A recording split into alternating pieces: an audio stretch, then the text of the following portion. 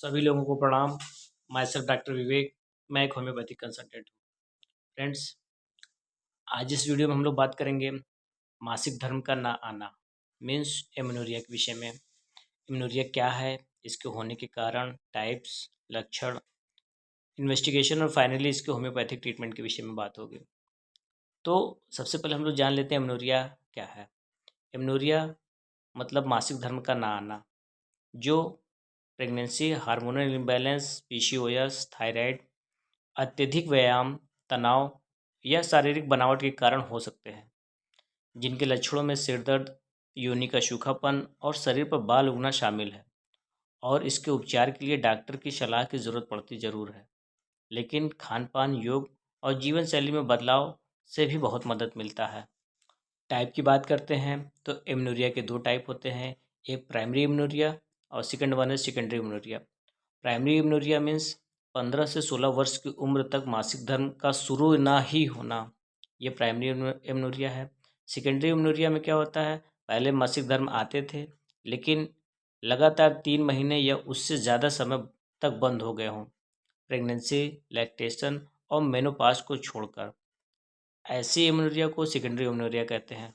अब हम लोग जान लेते हैं कि एमेनोरिया होने के कारण क्या है, means what are the cause for amenorrhea. तो पहला कारण होता है प्राकृतिक कारण। प्राकृतिक कारण मीन्स प्रेगनेंसी में, गर्भावस्था के दौरान पीरियड नहीं आते हैं, लैक्टेशन के समय जब तक माँ अपने बच्चों को दूध पिलाती है तब पीरियड नहीं आते हैं, और मेनोपाज के बाद मतलब रजो उन्नति होने के बाद भी पीरियड नहीं आते हैं। हार्मोनल इम्बैलेंस मीन्स पीसीओएस या पीसीओडी में पीरियड ऐसा देखने को मिलता है कि एमेनोरिया हो जाता है। थायराइड इम्बैलेंस अगर हो, थायराइड का उच्च स्तर हो तो भी पीरियड में परेशानी होती है। प्रोलैक्टिन हार्मोन का उच्च स्तर होना भी इसके लिए जिम्मेदार है। कुछ जीवन शैली होती है जिसमें लोग बहुत ज़्यादा एक्सरसाइज करते हैं, जिससे शरीर में फैट का लेवल बहुत कम हो जाता है, तो भी एमेनोरिया जैसे सिम्टम आते हैं। अत्यधिक तनाव और भोजन विकार, एनोरेक्सिया वगैरह में भी ये सब देखने को मिलते हैं। कुछ दवाएं जैसे गर्भ निरोधक गोलियां वगैरह की वजह से भी एमेनोरिया जैसे सिम्टम देखने को मिलते हैं। शारीरिक बनावट में यूट्रस और वेजाइना की संरचनात्मक समस्याएं कुछ ऐसी होती हैं जिसकी वजह से भी एमेनोरिया जैसे सिम्टम देखने को मिलते हैं। अब हम लोग बात कर लेते हैं कि अगर किसी को एमेनोरिया है तो उसके शरीर में क्या क्या लक्षण देखने को मिलते हैं। तो लक्षण की बात करते हैं तो सबसे पहला लक्षण तो यही होता है कि उसको पीरियड का ना आना, मतलब मासिक धर्म का ना आना, इसका मुख्य लक्षण है। अगले लक्षण में ऐसी लेडी को सर में दर्द होना, दृष्टि में बदलाव, शरीर और चेहरे पर ज़्यादा बाल उगाना जिसको हिरोटिज्म बोलते हैं, स्तन के आकार में बदलाव हो जाना या स्तन में दर्द होना, योनि का सूखापन रहना, कामेच्छा में कमी मीन्स लॉस ऑफ लिबिडो और मांसपेशियों के आकार में वृद्धि। ऐसी लेडीज़ में पुरुषों जैसे बॉडी मसल्स होने लगते हैं। कारण लक्षण जानने के बाद हम लोग जान लेते हैं कि एमेनोरिया की लेडीज़ का क्या इन्वेस्टिगेशन होना चाहिए।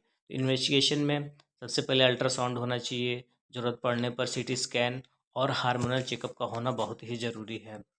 इन्वेस्टिगेशन जानने के बाद अब हम लोग बात करते हैं इसके घरेलू उपचार के विषय में, कि कुछ घरेलू उपचार से भी ये चीज़ों को ठीक करने में बहुत मदद मिलती है। तो उसमें सबसे पहला ज़रूरी है स्वस्थ आहार लेना।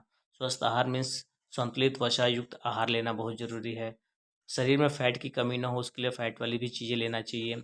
Calcium, vitamin D3, vitamin B6, magnesium युक्त भोजन का सेवन जरूर करना चाहिए।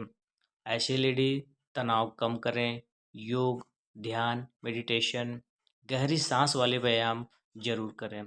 व्यायाम व्यायाम व्यायाम नियमित करें लेकिन नियंत्रित तौर पर करें।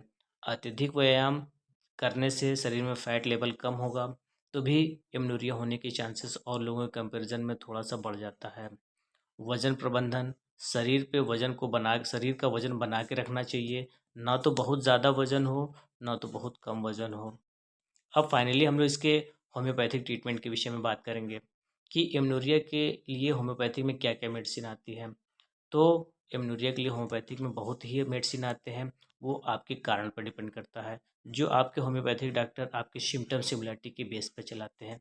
तो हम लोग इसमें कुछ कॉमन होम्योपैथिक मेडिसिन के विषय में बात करते हैं, जिसमें है पल्साटिला, इग्निशिया मारा, एट्राम्यूर, pinus, calcarea phos, sulphur, aconite, kali carb, cocculus, apis, helonias, ऐसे और भी बहुत से होम्योपैथिक मेडिसिन हैं जो आपके होम्योपैथिक डॉक्टर आपके सिम्टम सिमिलरिटी के बेस पे देते हैं। अब फाइनली हम लोग बात कर लेते हैं कि ये डॉक्टर को कब दिखाना चाहिए।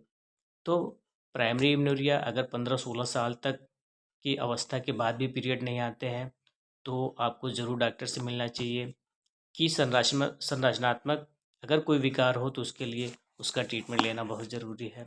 सेकेंडरी एमेनोरिया मतलब पीरियड आ चुका हो उसके बाद पीरियड रुक रहा है, प्रेगनेंसी, लैक्टेशन और मेनोपॉज के अलावा, तो उसमें आपको ज़रूर डॉक्टर से मिलना चाहिए।